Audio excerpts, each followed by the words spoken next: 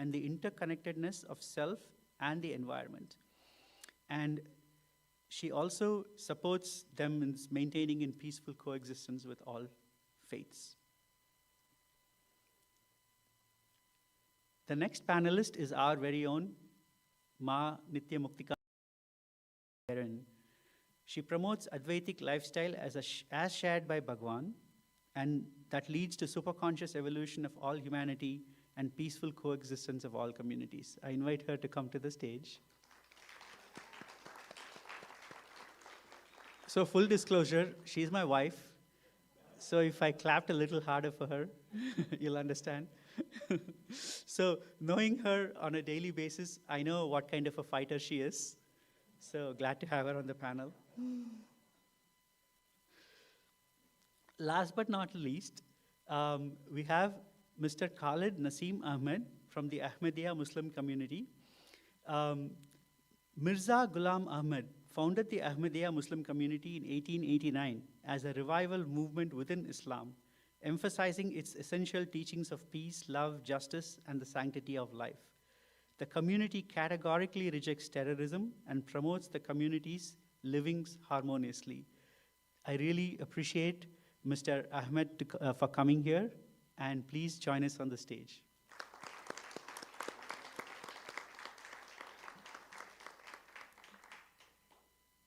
Great.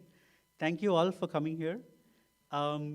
This is a very interesting topic today that we have on on gender equality. So I will start with each of you and maybe take just a minute to talk about your community in general and introduce us to your community. And after that, talk a little bit about how your community believes in gender equality. Right? And later we will get into the problems we face and how we work with it and all that. And I want to emphasize today we are here to get together as coming together, to support each other.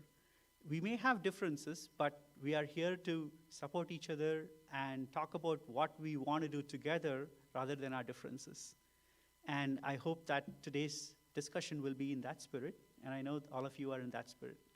So I request Mr. Dobbs to start and say a little bit about the Baha'i faith and then a little bit about how they believe in gender equality in the faith. Well, thank you so much, and it's a real pleasure to be here.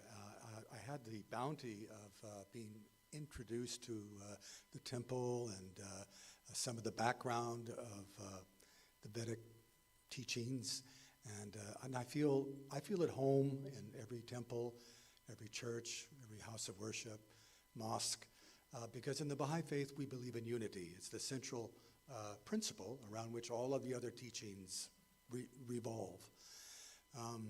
There is an expression at the UN, think globally, act locally.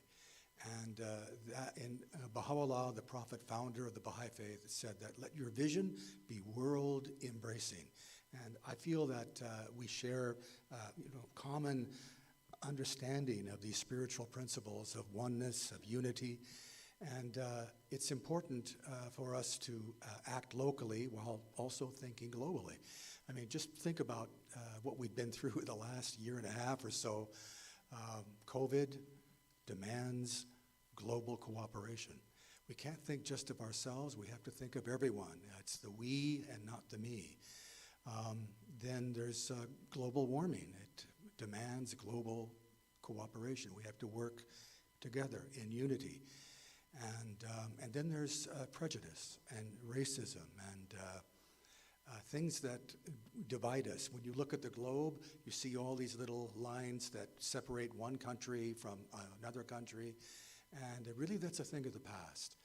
We have just the one earth for us, and we talk about global warming, but there's also a spiritual principle of being on this. We all share the same air. We all drink the same water. And what's good for all of us is good for us each personally. So with this collective vision, we kind of go forward, hand in hand, arm in arm, together.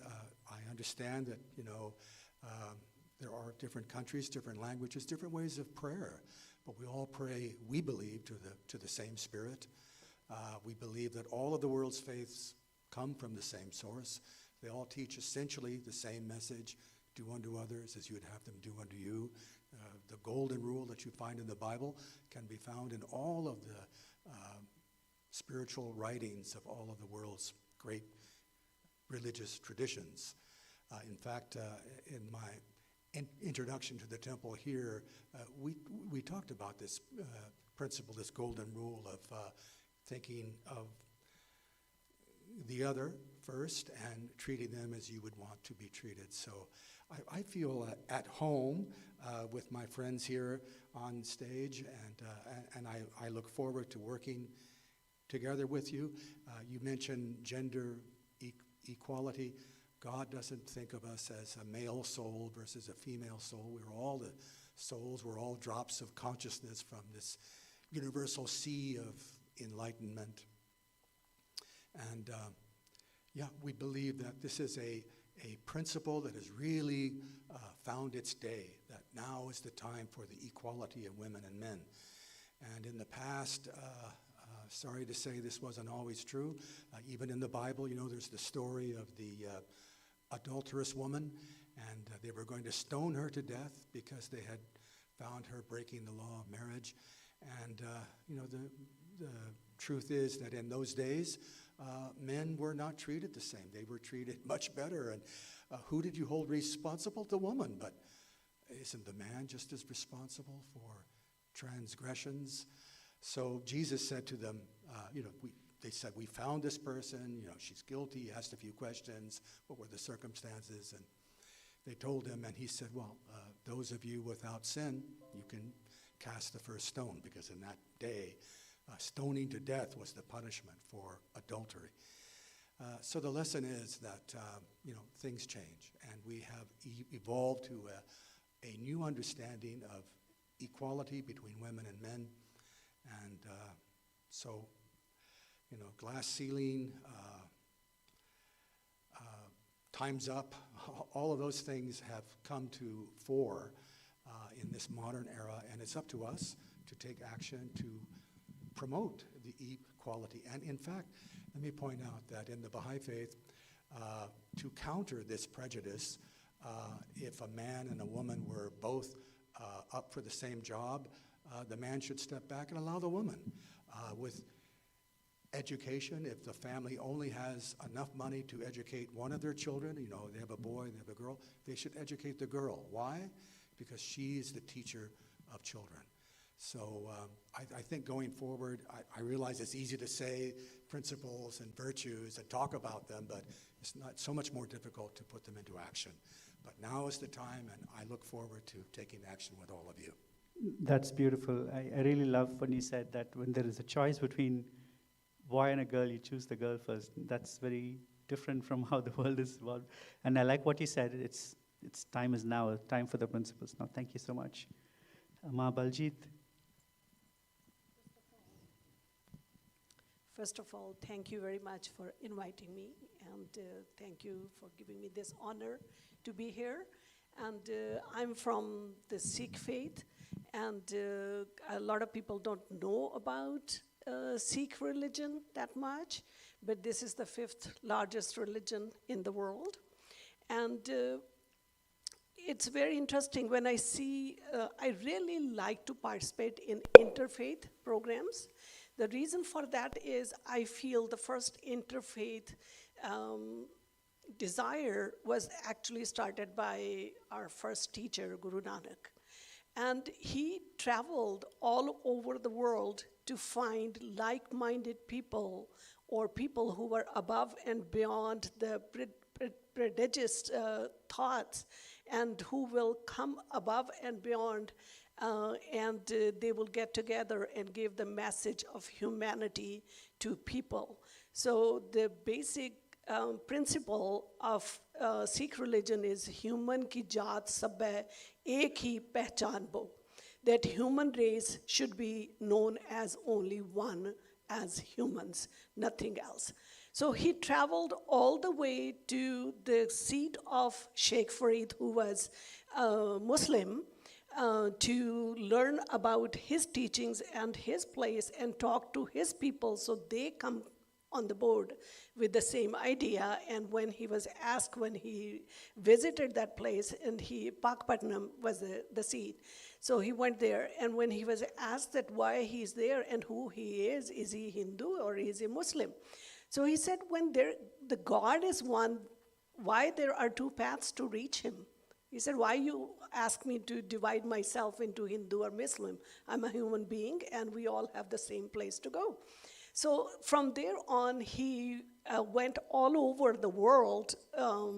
He traveled, 15th century, he traveled 10,000 miles. God knows which means he took to reach to China, Sri Lanka, Assam, Middle East, and all over India. So amazing man. So also with that, he was always like another principle is so kyu manda akhiye jit jamme rajan. That how can we become consider ourselves on the higher level as priests and the preachers of each religion, and same time we're putting down a woman, and she is actually the one who has given birth to all the kings and all the spiritual leaders and all the prophets, everybody. She is the one who has given birth to them. So how can you put her down?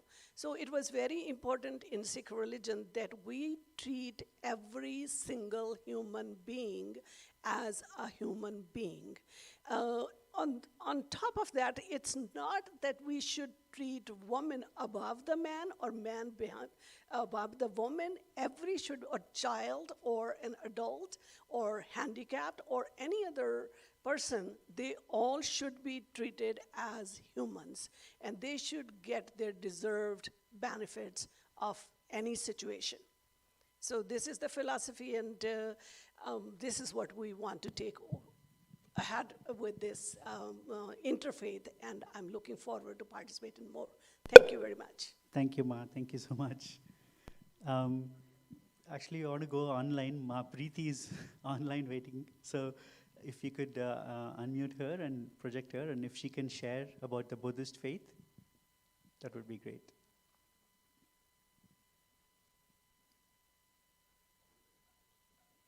Ma Preeti, are you able to hear us? Yes, we can hear you.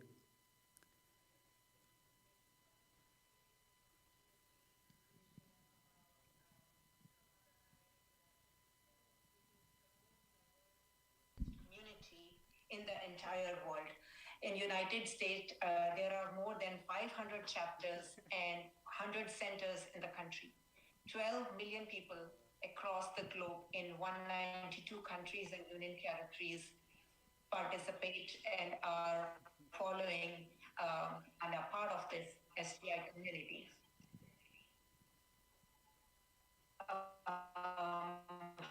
The main, I would start with what is it about really?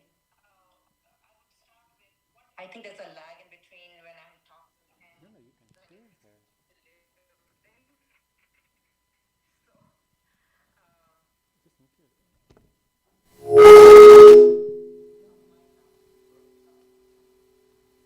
What is that?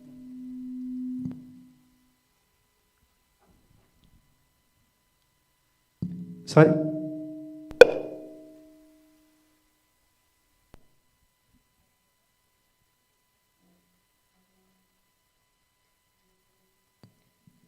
Hang on 1 minute. Yeah, just 1 second, Ma.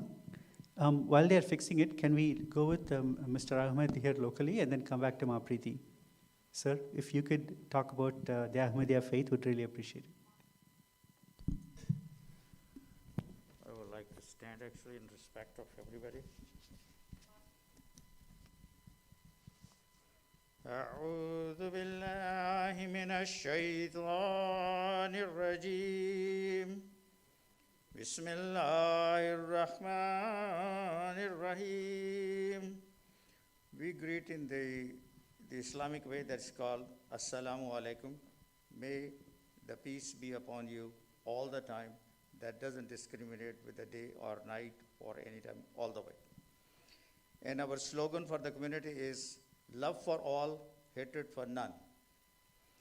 And I'm a Muslim by faith. As we call, the religion is called Islam. Islam means peace. Peace, the real good spelling of P-E-A-C-E, not P-I-E-C-E, not in pieces. And it's for everyone, regardless of it. And it is stated that a Muslim is the one, al-Muslimu man salima al-Muslimuna min lisanihi wa yadihi. A Muslim is the one from whose tongue and hands everybody is protected. Those are the basic teachings of Islam. We believe in one God, and obviously we belong to the Ahmadiyya Muslim community. We are located at 11940 at Ramona Avenue. We have a big mosque over there, and pretty much everybody knows it. If not, I do have some flyers. I will ask Abu Bakr also to bring me one flyer so I can show that what we stand for. Ahmadiyya Muslim community was founded by the Mirza Ghulam Ahmad, and he started at in 1835 to 1908 in Qadian, that is in India. And and he is a reformer. That was a revival movement with the Islam, emphasizing the essential teachings of the peace, love, and justice, and sanctity of life. Today, the Ahmadiyya Muslim community is the worldwide largest Islamic community under one divine appointed leader, that His Holiness, that is Mirza Masroor Ahmad. Mirza Ghulam Ahmad claimed to be the metaphorical second coming of the Jesus Christ, peace be upon him, and the Mahdi, whose second advent was prophesied by the Prophet Muhammad, peace be upon him. And we believe in the teachings of all of those. He also recognized the noble teachings of the great religious founders, including Abraham, Moses, Jesus, Krishna, Buddha, Confucius, Lao, and the Guru Nanak, Baba Guru Nanak, and explained how their original teachings converge to Islam. And one of the biggest services to the mankind is that we hold an organization that is called the MTA also, that is alislam.org, that you can find all of our activities, and it's called Humanity First. We have been serving in all around the globe, and then the main thing about this Humanity First is that they serve the mankind regardless of it, because hunger is the religion of a man or woman. That is the hunger, and we serve them regardless of their any creed, race, color, or anywhere. We are all over the globe. And this community has been established at the moment, that's what we mentioned, that is more than 200 countries of the world. And we have done a lot of work in Africa also to provide them the clean water. There has been many, many wells which have been established over there, and the solar system, all that. One thing, and the second thing, all of this work is done voluntarily. And then all these volunteers, when they are serving over there, we spend the money. We do not take 1 penny kobo, that's the local currency in Nigeria. We do not take anything out of that country that is served over there as for the humanity and mankind. There's a lot of other stuff I think that will be coming probably in future. So I think I'm going to stop, and I appreciate that you're listening very attentively. Thank you. Thank you so much.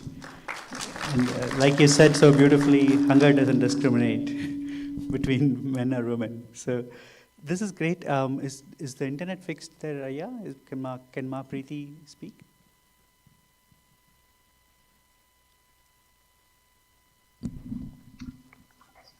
Ma Preeti, if you can unmute and speak.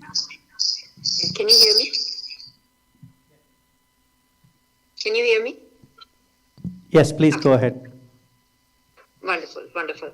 So I'll start again by introducing myself. My name is Preeti Talwar, and I would like to thank everyone here on the panel who have given me this opportunity. Thanks to Mr. Kumar, to give me this opportunity to share about Soka Gakkai International.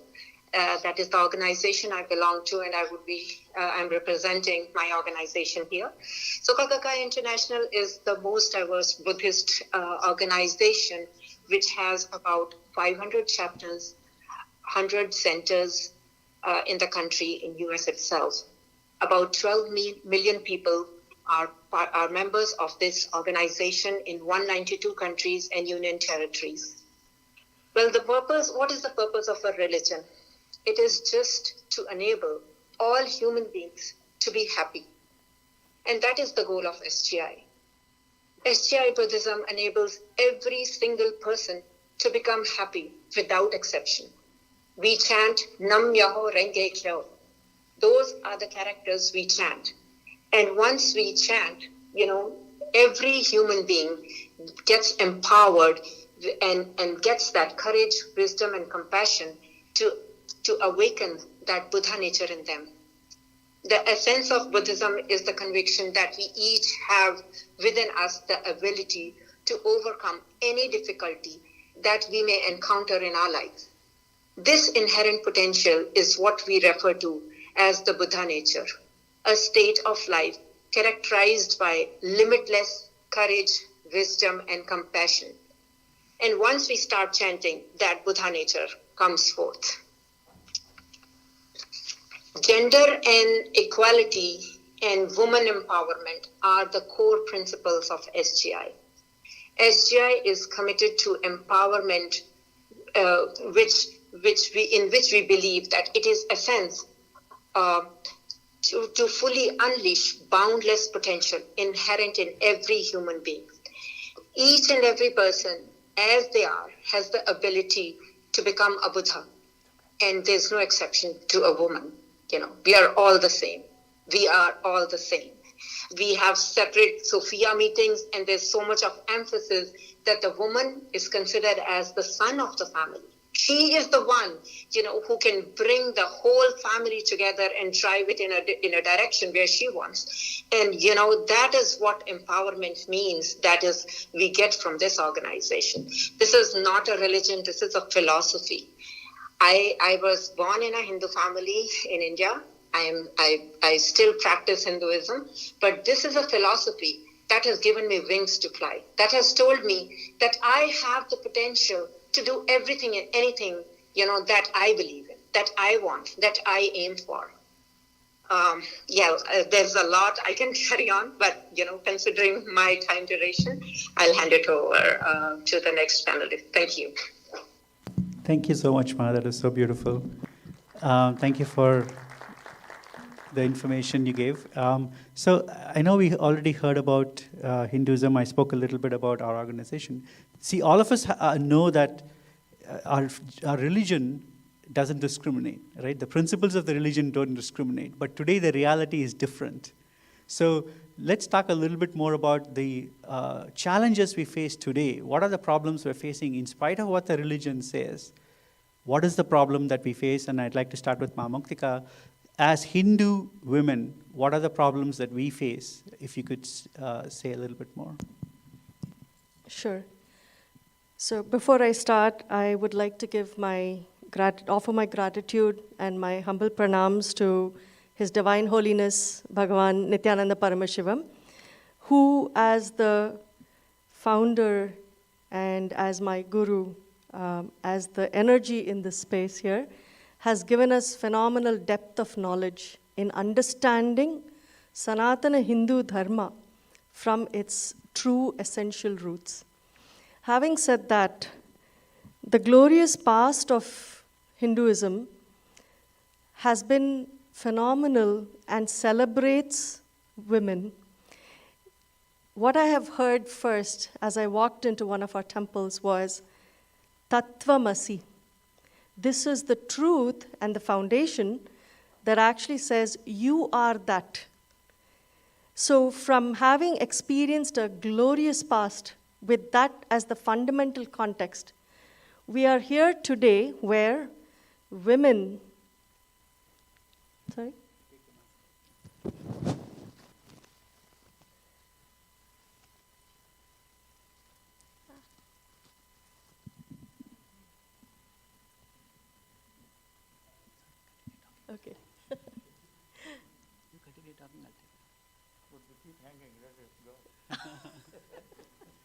Okay, thank you. Sorry for that. In today's world, what we see is the Divine Mother that used to be celebrated and that is still celebrated all over the world as the foundational, fundamental energy is not being given the due. Women who used to hold phenomenal positions and who were respected beyond everything are now not given the same status. We are seeing that they are considered as a minority. They are being considered as people who cannot be holding important positions or can be participating in religious circles in the form of rituals, in the form of empowering others. What we want to stand for is to bring back the traditions as it originally existed, to ensure people understand that as a woman, you are empowered. As a woman, you have the right to the best life possible. You have the right to experience the highest space of completion and superconscious evolution. And this is what I feel we need today, which is missing in our communities. And this, when we worship the mother energy, will take us to greater heights. Thank you. Thank you. Thank you for sharing that. So what you really brought out is even though women may be breaking the glass ceiling in some corporations, in religion they are not being given equality in India, or especially in Hinduism, right? And that's what Swamiji is trying to fight for. Absolutely. So give us some of the examples of how Swamiji, what he's done, what problems we have faced, because people don't know how much problems Swamiji and the community has faced in India, especially against women, and what he's trying to do and what problems they have faced. So one of the fundamental things for which a huge persecution is going on, and this has been going on for many, many years, that we are fighting for justice, is one is, as a minority community, how we are being persecuted, how Swamiji, who is standing for the rights of the minorities and for the rights of women, he is being persecuted because he is a force to reckon, and he is ensuring that women get their rights. In the organization, for example, right now, the organization in Nithyananda Sangha, we have today most of the organizations, most of the Adinams and the Kailasas around the world are headed by women. He is empowering each and every woman to seek and find her highest potential. And this is considered a threat, which is the issue that we want to show, that when you empower the woman of the house or the women of the community, she takes you forward beyond everything. So you're saying that the success of our community is because of the women leaders around the community. That's great. We're not putting down the men. Yeah, of course. Where it is about saying that you don't compare, right? There is no comparison, but each individual, like what Randy you were saying, whether you are a woman, whether you are a man, or we have 11 genders, right, that have been identified, it doesn't matter what you are, what you integrate yourself with, but you have a space and you have a way to manifest your success. And Swamiji is empowering us to be able to do that. Thank you. So I want to ask Mr. Ahmed, what challenges do you see in today's community in practical terms, in terms of enforcing or seeing that equality in practice, especially with related to your community? Bismillah ar-Rahman ar-Rahim. In the name of Allah, the gracious, the merciful. You know, I have a lot of stuff actually really to share, but I don't know whether I will really be enjoying that time or not. Just a few thoughts, we'll come back to you more. I'll bring you my thoughts into that one also. That if you look into the gender inequality, it's a very hot issue. In general, this is ascribed as to the religion where it is cause of purely non-religious matter in Islam.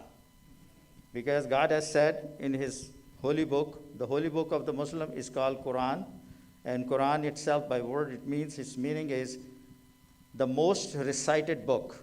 If you look at today, that is the most recited book on earth. There is no other book that people have really memorized by heart. That's the only book that has been memorized from one word to the last word of those 30 parts. Going into that one, all mankind, fear you, your Lord, who initiated your creation from a single soul, then from created its mate, and from these two spread all over, and the countenance of the men and women. This verse clearly indicates that the man or the women are created from a single entity and are basically equal gender. As a gender, one is not superior to the other. And assigning to the women is according to the usage, women too have the rights over the men, similar to the rights of the men over the women. One more quote. The verse clearly denotes that the rights enjoyed by the men are the duties of the women, and the duties of the men are the rights of the women. This implies similitude between both the genders. There is no right confirmed on the man that women may be dependent on the basis that she is a woman. So, men, however, have an advantage over them. How? Here is the Quranic verse that says that the man's superiority by its virtue of his responsibility of the protection and the maintenance of the women and the fulfillment of their rights of the women, and nature has made them stronger to perform certain duties which are not potentially that the women can perform as well as the men can because of their physical, although they both have more than 300 bones in their bodies, both of them, no discrimination. That is an equal gender, equality of the gender.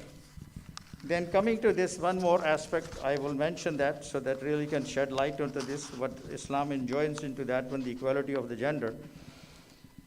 The man that earned, and for women is what they earn, but women has not been burdened with the financial responsibilities of the family. It has been squarely been placed on the shoulders of the man.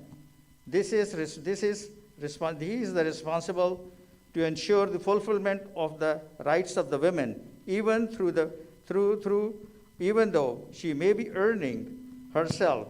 It is not the responsibility of her for the financial burden to support the family. There is a lot of stuff, but I think I will give them other people the chance to. Thank you so much. Thank you. Yeah, thank you. Suma, Baljit, what do you think is the challenge on the ground today? Why, like Mr. Ahmed said, sometimes it's not religious, it's more social. But it's very difficult to make the distinction between social and religious. So can you say a little bit more about that? Sure. First of all, I want us to understand that religion is part of a culture. The whole culture is not a religion. So if we talk about, you can say, I'm from Punjab. When you talk about Punjab, Sikh religion is from Punjab, and that doesn't mean that every Punjabi is a Sikh. And same thing, like when we think about India, we think about all Indians, 1 billion people are Hindus. They're not. So same thing with any country where the religion is existing, we think all of them are religious people, they are not. So also the other factor is that religion I use the kind of a present term now, that religion's been hijacked by people who were getting benefit out of that. I will blame that to priest class more from last 1,000 years. So the original religion of any type of religion was buried under their superficial books that they'd written on top of the books that we had, our holy scriptures. So the people, since they changed the language, people were not allowed to go back to read, and they were prohibited from reading the original. So this is how the Sikh religion came, and then they write most of those things into the local language. So the Shri Guru Granth Sahib Ji is written into different languages. It's probably 16 different languages that it's written in the book. I'm not talking about translation. The verses are written into different languages. And also he collected from different saints from each religion who were talking about one God and equality. If you don't stand on that perimeter, your writings are not going to be included into that holy book, which was written or compiled in 1604 by the fifth teacher. So that was the perimeter, like you have to stand on that. But at the same time now, time to time, the people who are in charge of that particular religion, they will take the benefit to use it for themselves, being upper class, being male dominacy, and being whatever benefit, the more money, I will say, the more greed. Whatever they can get out of it, they will use that for that purpose. So we should not be considering that that is original religion. So it is very important, as Muktananda was talking about, that it's a time for awakening. It's a time for realizing that what we've been taught from last probably 1,000 years, probably it's not true. So we have to go back to our own scriptures. We have to study by ourselves and try to find out what is right and what is wrong. And no religion on this earth will tell you there is inequality between the race or color or gender. Every religion is like agree on this one thing, that we are all equal. Yeah, that is so beautifully said. The two important points you made. One is, if the original scripture is not understandable to the common man today, the language is different, it is now in the power is in the hands of the person who either interprets it or misinterprets it, right? So, and then power comes into play rather than the interpretation, which is what Swamiji is doing, right? The original Hindu scriptures were written in Sanskrit. And because nobody understands it, it's become a social issue, gender inequality. And he is reviving the original scriptures, teaching it in English to people, but he insists that we quote the original scriptures and make people aware. So it's a very important point. So I just people were prohibited from learning the language. That was the thing. Oh, beautiful, yeah. People are prohibited from learning, so they won't know the actual truth. Great, so. Well, you know, I thank you so much for sharing that. And I wanted to kind of add on to what you were saying about the difference between, say, culture and religion. And, you know, like in this culture, there are all kinds of laws for anti-discrimination. There's laws on the book, and, you know, the courts have cases like this where, you know, people go and demand justice. But the issue is that, you know, those laws don't penetrate into the bedroom. They don't penetrate into the home beyond the front door. What goes on within the home is really a matter of spiritual understanding or lack of it. So virtues, spiritual principles have the ability to penetrate into the home, into the bedroom, and penetrate into the heart. So because until people kind of internalize these spiritual principles, things aren't really going to change because our understanding hasn't changed. There's a wonderful metaphor in the Baha'i writings about the wings of a bird. If male and female are equated to the wings of a bird, when both wings are strong, the bird can soar. If only one wing is strong and the other is weak, the bird is not going to fly very far. So that's so beautiful. I think one of the important things you said is there is a limit to which laws can help us, and only spiritual teachings penetrating into our heart and into our houses is going to make a difference. And that's so beautiful. And from combining it with what Mat Baljit said, it is our responsibility now, it seems like this is something we have to do, to bring the original teachings and teach them as they were written originally and make people understand that. And that's very important. So I just wanted to add a little, saying that we need to stand up to ensure that religion or the way of life that each community or each person chooses does not become a socio-economic problem. I think that is one of the big distinctions we need to make and educate people.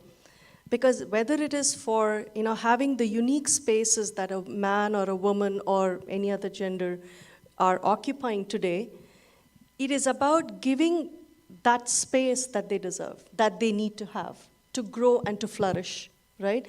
And that is something that we need to understand is the role that the religion that you take, because the way of life or the philosophy that you choose, when you start applying it to yourself, it becomes your religion, right? And with this context and with this understanding, and with the right understanding of the true original scriptures, we get to understand what is the right way to go about it and how life should progress from now onwards. And to engage and to enrich people to follow this. Yeah, I think one thing you said, which is very powerful, is that when each person takes that spiritual teaching, they have to know that they have to apply it to themselves in that personal situation. And I think that is important. We not only teach people to make it personal, but also make people understand that empowerment is also something that they have to stand up for, right? It's very important. So I just want to invite you to say a few words on how you think social and religion interacts today, and is there an effect of that, and how do you overcome that? Any thoughts you have? Yeah. I would like to share that. Yeah, your mic. Yeah. I think as long as we're really sharing the beauties of our religion, if we emphasize on it, no matter where you come from, whether it's Christianity, Hinduism, Sikhism, all that, as long as what we are saying over here, there's emphasizes and together the true teachings of their religion, and they can share it within their own community, I think then there would be no question about it, there would be inequality. That means we would be living in real harmony, and there would be an equality. At the same time, like in Islam, it says that in the Quran, it says, La ikraha fid din. There is no compulsion in the religion. You cannot even compel anybody that you really have to accept even the faith, unless it really comes from your heart. So as long as we can share those beauties of the religion and then share with the other religions also, that's what, so I think there would be always an harmony into the society, and there would be no the inequality among those that what we are saying, that because it is created by the media or the others, or generally, I think if you see it sometime, these things are happening over here. Those are created by the governments or for their own agenda. But that is not the true teachings of their religion. Otherwise, there would be no inequality inequality among the genders. Yeah, I think there's something very beautiful you said, that the people are exploiting others. People like government and media are spreading lies about, like Islam, saying, okay, treats women differently, or Hinduism treats women differently. This is one of the ways in which our community was persecuted. It's the people in power who have the control over media able to say that, hey, they ill-treat women. And then it becomes the accepted truth instead of being reality, right? So how do we fight that? I think today the social media is both a curse and a boon. And so how do we fight that? I'd like to invite Mr. Dobbs to say a few words. Well, it's a great question, and really, I think we're all grappling with that because the media is pervasive. The internet, and there's all kinds of. We have access to all kinds of news. And it used to be in this country when I was young, a long time ago. There were only a limited number of venues where you could get the news, and most of them were very similar. ABC was similar to NBC, similar to CBS, and those were the venues where we got our television news and the great papers of the country, like the New York Times or the Chicago Tribune or so on. They all more or less had standards by which they operated. We still have those standards, but the there is a multiplicity of venues that is staggering. And unfortunately, I think a lot of it is our own attitude, that if we go to news to confirm what we already believe, that's not helpful. It's more beneficial, I think, to kind of get news from different sources and make sure that they are different points of view, because unless we, this e pluribus unum, out of one many, or out of many one, it's up to us to kind of, it's our responsibility to ferret out the truth, and you can do that best, I think, in the modern times by getting your source of news from different places, and then judging for yourself by, using spiritual standards as your yardstick to measure what is true and what is not. Thank you. Ma, do you want to share something about how we can change the media narrative that is going against us? Media can be changed only when we will change. It depends on each individual of us. And I will say most of us go to a temple or gurdwara, I will say, and we think that we will do all the rituals and we will go home, everything is done, taken care. And we kind of wash off our responsibility as soon as we get out of the door of a temple. That is not going to help us. That is not going to serve the community. So this is how it was written in our holy book. Guru Nanak said that no matter how many different rituals you will do, until you wash your inside, until you reach to yourself inside, is nothing going to help you. So first we have to be one with God. And as children get married, and the one thing that is preached to them on their day when we do the ceremony is that ek jyot doi murti tan fir pir kahiye soy. That means when a girl and a boy are sitting for the wedding ceremony, we tell them that now you are two bodies, but you have one soul, and you have to respect each other as the same soul, same equality. So if we start doing that and then follow that, and I think it will make an impact on the media. Media kind of say things what we want to hear. And who is controlling that particular media, or what kind of government simply they have in that country? So they will guide the media which way to go and to tell good things about that person or religion, or tell bad things about that religion. So right now, if we see every single day you watch news about India, you will hear tons of things about Islam. You will hear tons of things about lower caste or Sikhs or God knows what. But that is controlled. Most of these TV channels, like if we go back, they are owned by the certain people who are in the government. So that is proven fact that the TV channels are controlled by them. So it's very difficult to cross that hurdle, but I think we have to keep on doing the good deeds, and one day we will reach to that point. Great, thank you. I wish we could continue this discussion much longer. It's such an interesting topic, but we have to move on to the next section. I thank you all the panelists for being here. Ma Preeti, I know you're online. Really appreciate your presence here.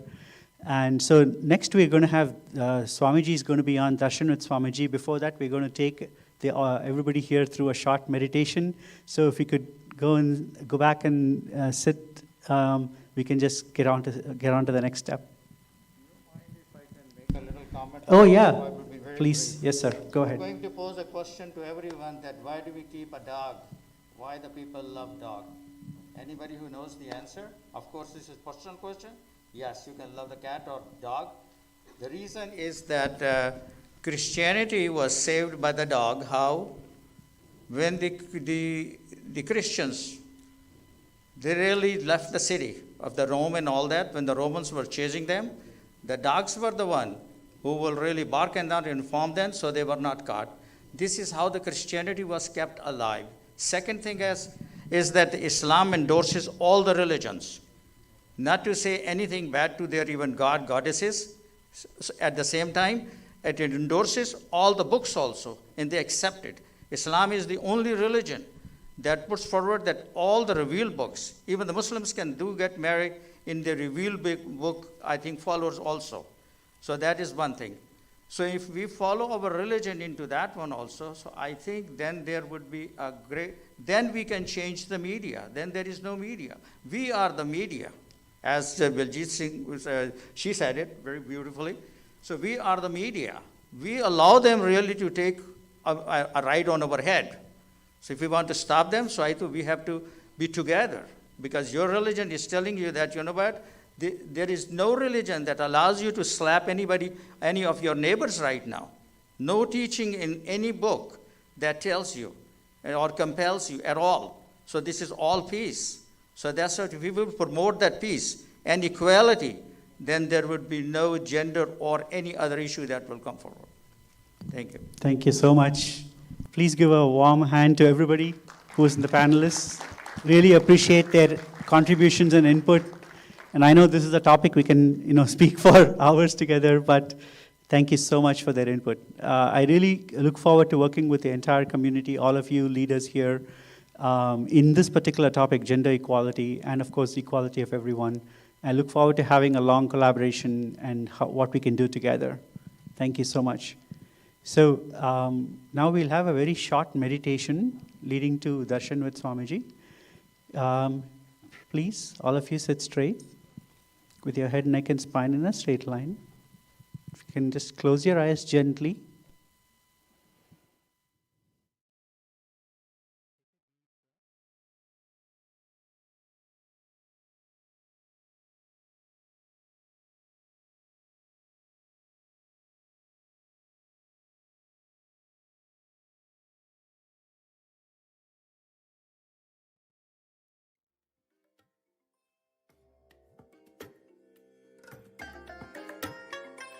I bless you all.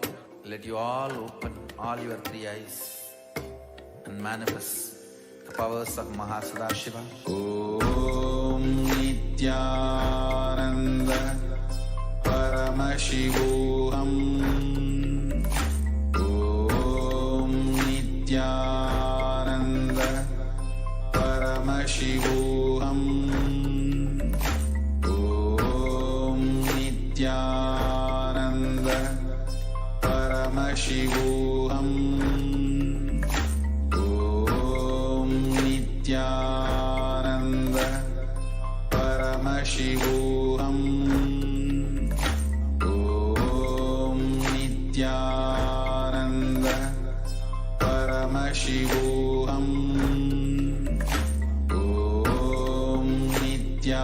Nithyananda Paramashivoham. Om Nithyananda Paramashivoham. Om Nithyananda Paramashivoham. Om Nithyananda Paramashivoham. Om Nithyananda Paramashivoham. Om Nithyananda Paramashivoham.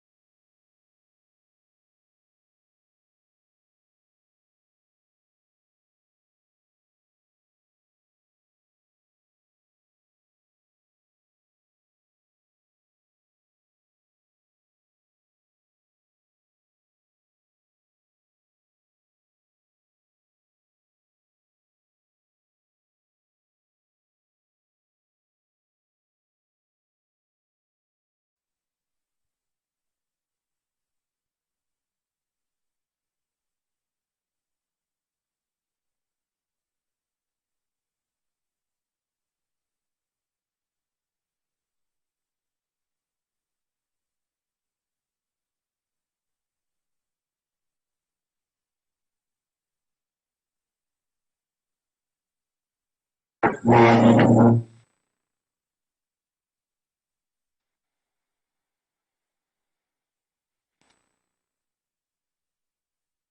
let's enter into the Panchopachara Puja. Now please take some sandalwood paste in your hands and offer it to Swamiji along with the mantra. Om Gandhadvarandhuradharsha Nitya Pushtankarishinim Ishwari Gun Sarva Bhutanam Tamihopahvaye Shriyam Gandhan Dharayami. The next is the offering of Pushpam, fragrant flowers. Now please take some flowers made with sandalwood paste in your hands and offer the flowers to Swamiji along with the mantra. Yopam pushpam veda pushpavan prajavaan pashuman bhavati chandrama va apam pushpam pushpavan prajavaan pashuman bhavati ya evam veda yopamayatanam veda ayatanavan bhavati pushpaih pujayami. The next is the offering of dhupa, incense sticks. Now please take the lit incense sticks in your hands and slowly wave it towards Swamiji along with the mantra, and please ring the bell as you do so. Om Dhurasi Dhurva Dhurvantam Dhurvatayyo Osman Dhuratitam Dhurvayam Vayam Dhurvamastam Devanamasi Sasnitamam Papritamam Jushtatamam Vannitamam Devahutamam Ritamasir Haverdhanam Trigumma Swamatva Amitrasya Tva Chakshusha Prekshe Mabherma Samvikta Matva Higum Sisham Dhupamagrapayami. The next is the offering of Deepa, the lit lamp. Now please take the lit lamp in your hands and slowly wave it towards Swamiji along with the mantra, and please ring the bell as you do so. Om Uddipe Sajata Vedopagniniritim Mama Pashugashamahyamavaha Jivanam Chadisho Disha Mano Higum Sijata Vedogamashvam Purusham Jagat Abhibradagnaagahi Shriyama Paripataya Deepam Darshayami. The next is the offering of Naivedyam, the sacred food offering. Now please take a udharni of water and hover it clockwise over the Naivedyam and offer the water to Swamiji along with the mantra, and please ring the bell as you do so.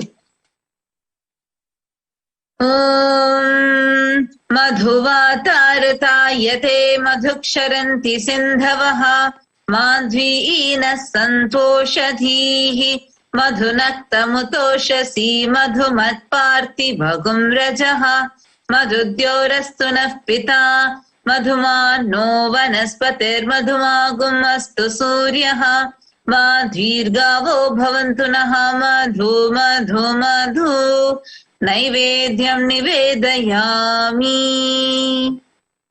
The next is the offering of Arartikam, the lit camphor. Now please take the arati in your hands and slowly wave it towards Swamiji along with the mantra, and please ring the bell as you do so. Om Rajadhirajaya Prasanya Sahine Namo Vayam Vaishravanaya Kurmahe Same Kamam Kamakamaya Mahyam Kameshwaro Vaishravano Dadatu Kuberaya Vaishravanaya Maharajaya Namaha Karpura Gauram Karunavataram Samsarasaram Bhujagendraharam Sada Vasantam Hridayarvinde Bhavam Bhavani Sahitam Namami Bhavam Bhavani Sahitam Namami Bhavam Bhavani Sahitam Namami Karpura Niranjanam Darshayami. Now, in the same space, please sit with your head neck and spine in a straight line, and get ready to receive the darshan of the Supreme Pontiff of Hinduism, Jagat Guru Mahasannidhanam, His Divine Holiness Bhagavan Sri Nithyananda Paramashivam.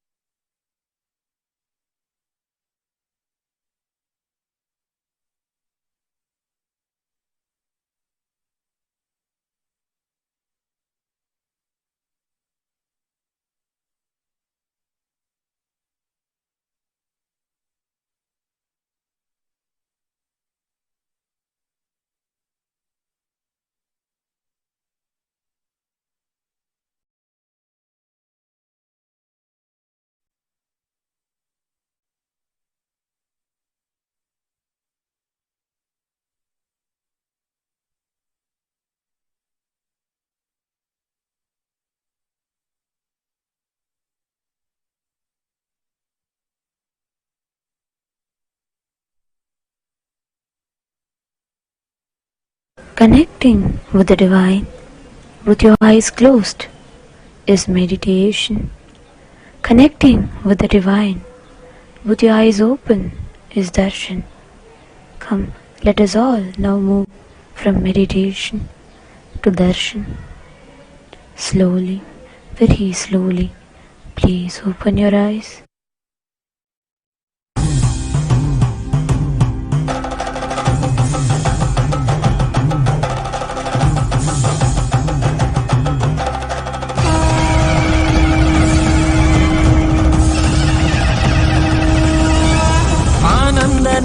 Nithyanandane, Anandane, Nithyanandane, Anandane, Nithyanandane, Anandane, Nithyanandane, Anandane, Nithyanandane, Anandane, Nithyanandane, Nithyanandane, Nithyanandane.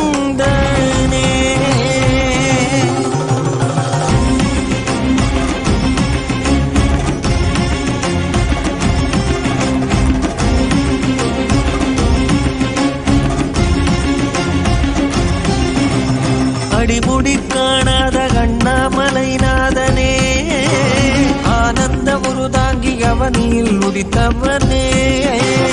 அடிமுடி காணாத கண்ணாமலைநாதனே, ஆனந்த உருதாங்கி அவனில் உதித்தவனே. ஜோதிமலை கனிலே சுயம்பாகி நின்றவனே, ஆதி குருநாதனே ஆனந்தனே. ஜோதிமலை தனிலே சுயமாகி நின்றவனே, ஆதி குருநாதனே ஆனந்தனே, ஆனந்தனே. நித்யானந்தம், நித்யானந்தம், நித்யானந்தம், நித்யானந்தம், நித்யானந்தம், நித்யானந்தம்.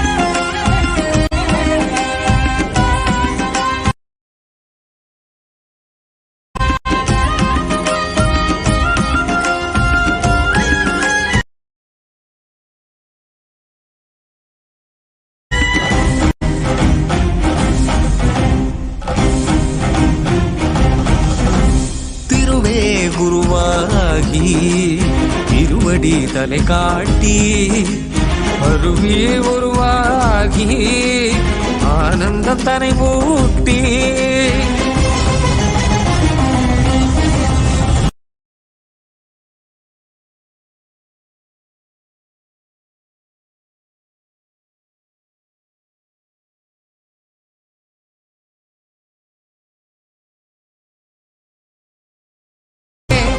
அவனியில் அவலங்கள் ஆழ்த்துயர்த்தனை நீக்கி ஆனந்தமாகிட வந்த நித்யானந்தனே ஆனந்தனே நித்யானந்தனே ஆனந்தனே நித்யானந்தனே நித்யானந்தனே நித்யானந்தனே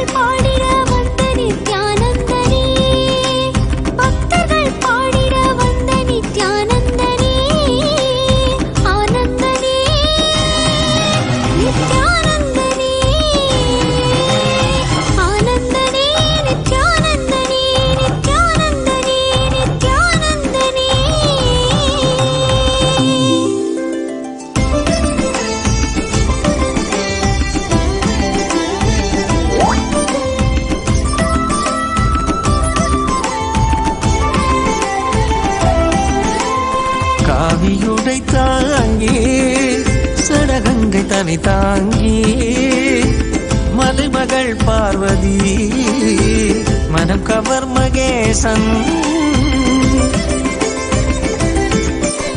காவியுடை தாங்கி சடகங்கை தனை தாங்கி மலைமகள் பார்வதி மனம் கவர் மகேசன் ஆலவாயேசனவன் யோகியரின் ரூபமாய் வந்த நித்யானந்தமே ஆலவாயேசனவன் யோகியரின் ரூபமாய் வந்த நித்யானந்தமே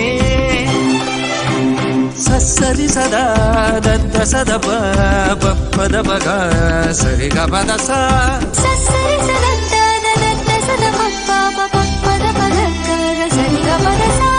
கரி கரி சரி சரி சத கபத சகரி சரி சத சத சத பசரி கபத சகரி பகத பசதரி சகரி சா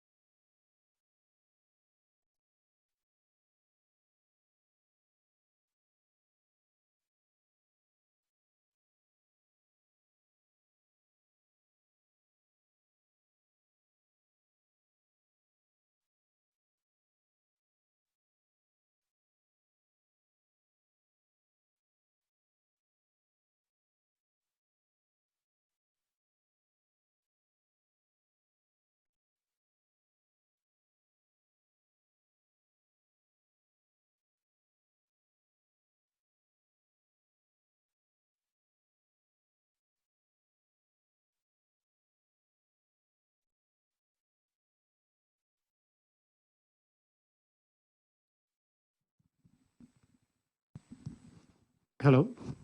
Is this?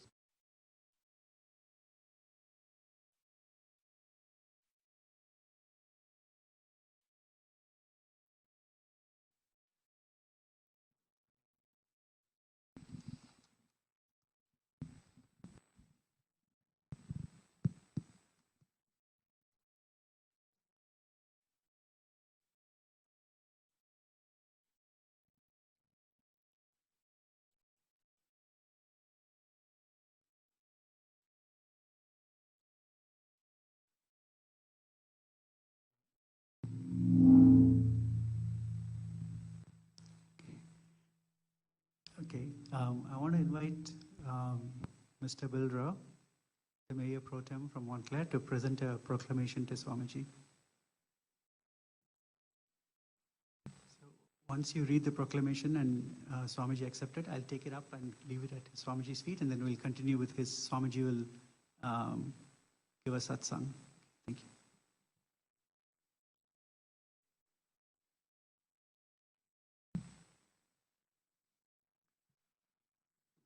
Good evening, and it's a pleasure to be here. I remember distinctly the opening 14 years ago, and it was quite a celebration, and we have a wonderful celebration again tonight. I am Bill Rue, the Mayor Pro Tem for the city of Montclair. I'm a lifetime resident of the city. And it is a wonderful and most esteemed pleasure to present this certificate of recognition from the city of Montclair, not just the council, everyone who calls Montclair home, to present this on the 14th anniversary and on your Diwali celebration. We appreciate your involvement in our community. We wish you many years of peace, justice, and happiness. So on behalf of the city of Montclair, we present this certificate of recognition for all the wonderful work you do and for the continuation of it. Peace always. Thank you. Thank you.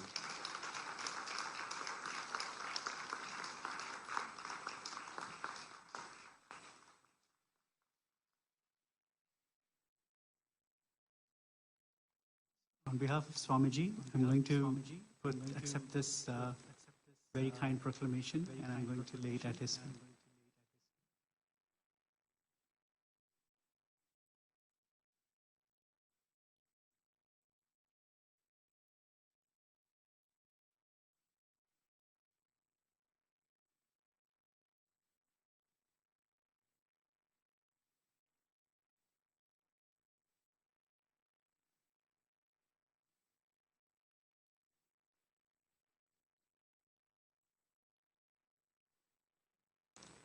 Now we kindly request Swamiji to address us and say a few.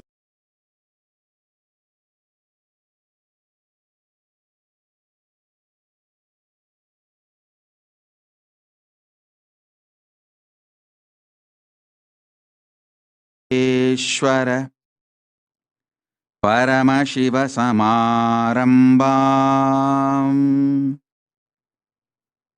नित्यानन्देश्वरि परमशक्तिमध्यमाम् अस्मदाचार्यपर्यन्ताम् वन्दे गुरुपरम्पराम्.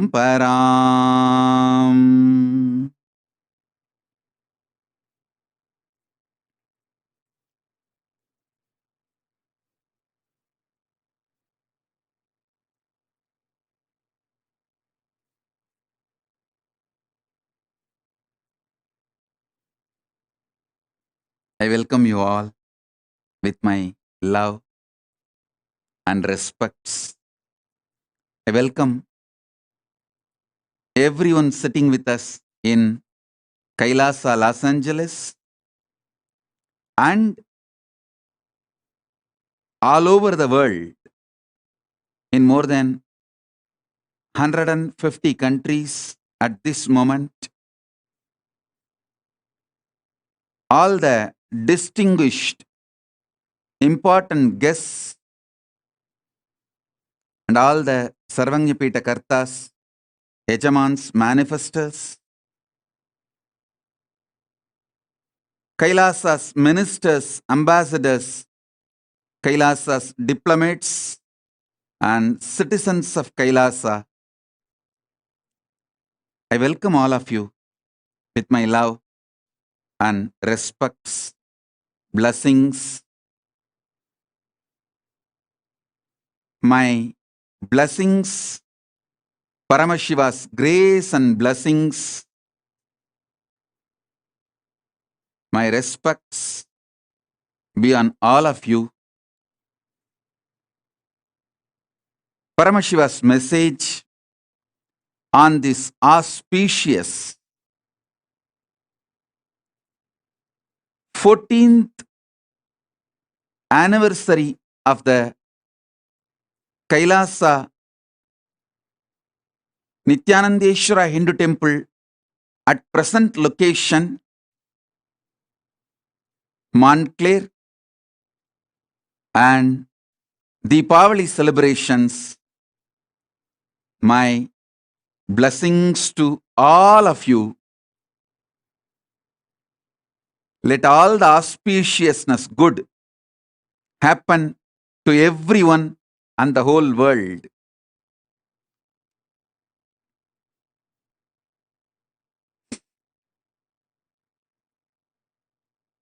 "14 years before we moved to Montclair, from Claremont, we were having our temple earlier in Duarte.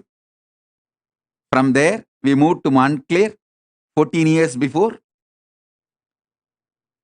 First of all, I wanted to thank Mr. Bill Rue, Mayor Pro Tem, City of Montclair, and elected to the City Council in November of 1998. He serves on several boards and is actively involved in the activities of the city, including education and human services, public policy, and governmental affairs. Mr. Bill Rue, thank you for being here, representing the whole city. As you said,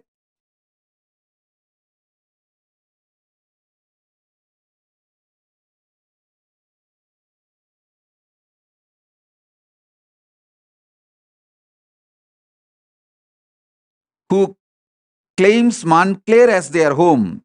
Thank you for hosting us for 14 years.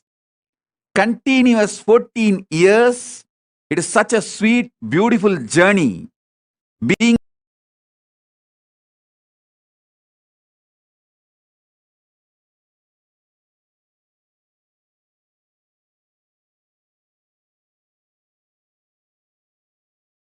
our temple in Montclair and the Kailasa Uniting Nations projects. The Kailasa is uniting the nations, all the nations from all over the world, for multiple humanitarian projects.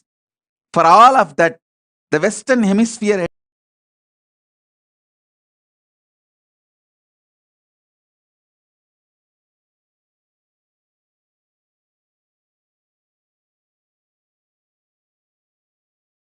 for hosting us for last 14 years, and looking forward to continue our journey together.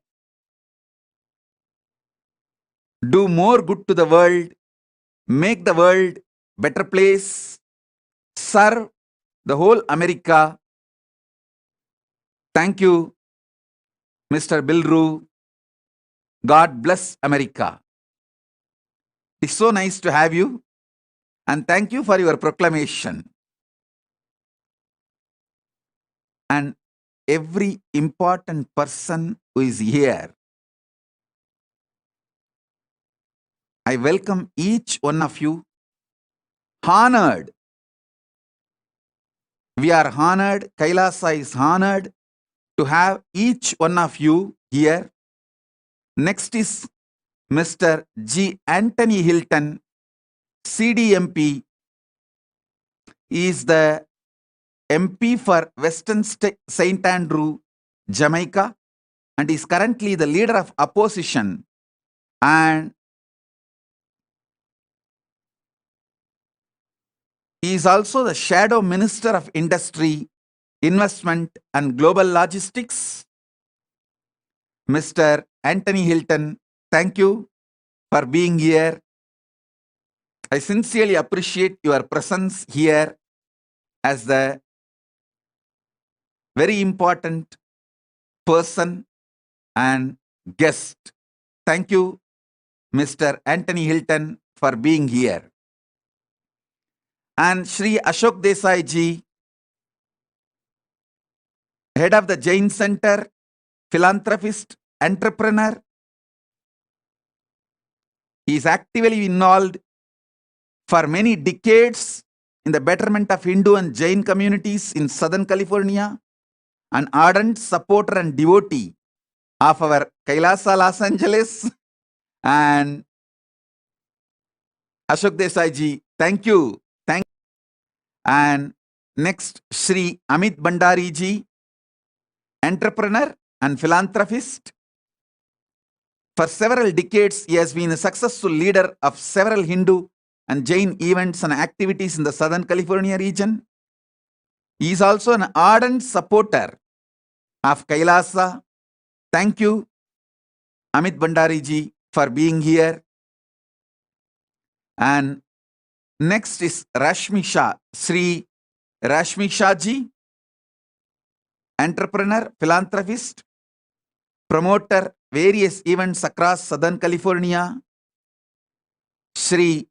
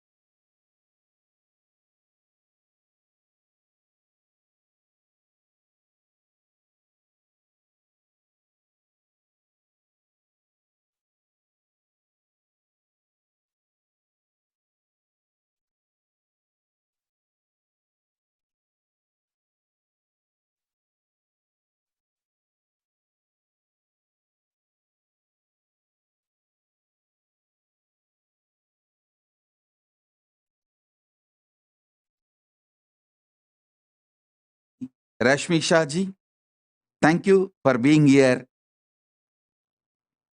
I welcome you sincerely.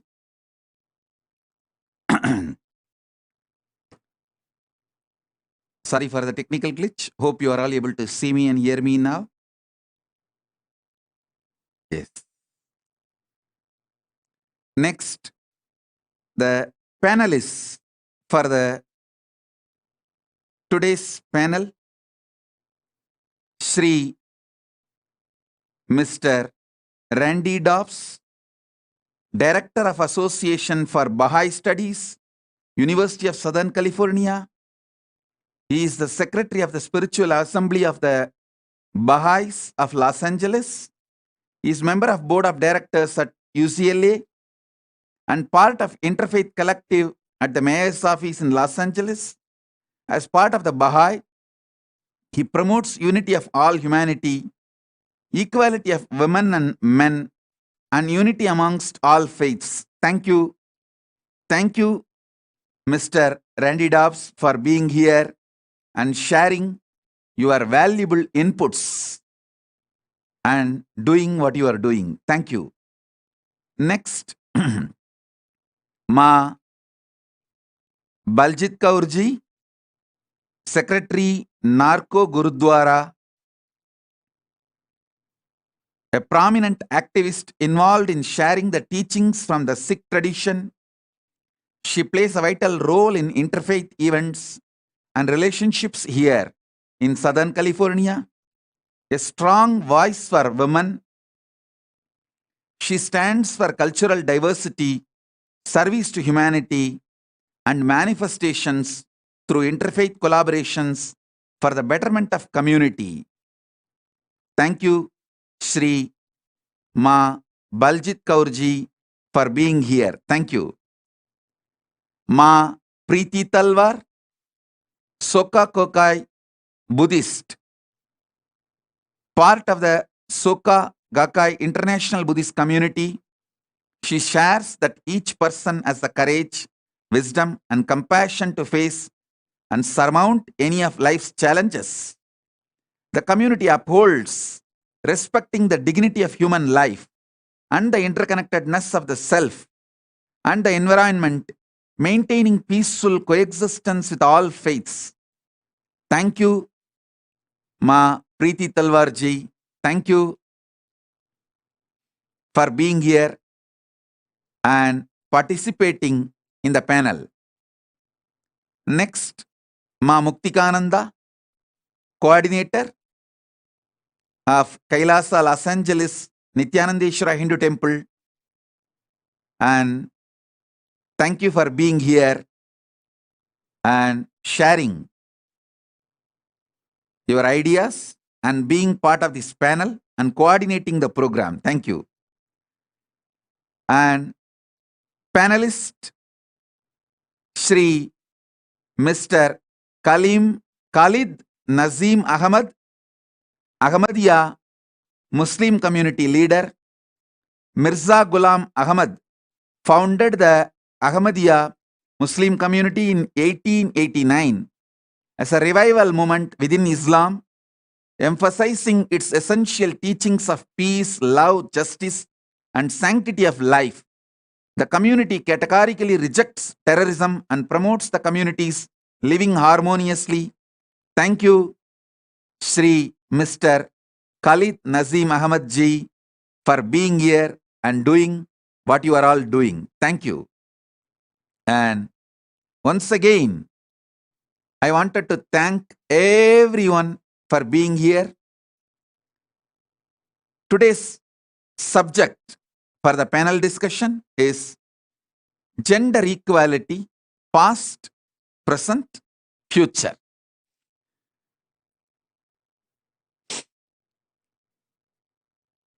Sanatana Hindu Dharma, the Hindu civilization, oldest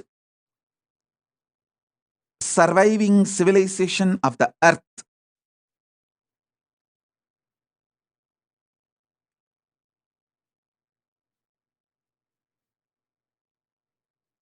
manifested the gender equality in its uniqueness. Each gender, not just as we know, socially accepted just male and female. Hinduism elaborates about 11 genders. Each gender finding their highest potential and manifesting all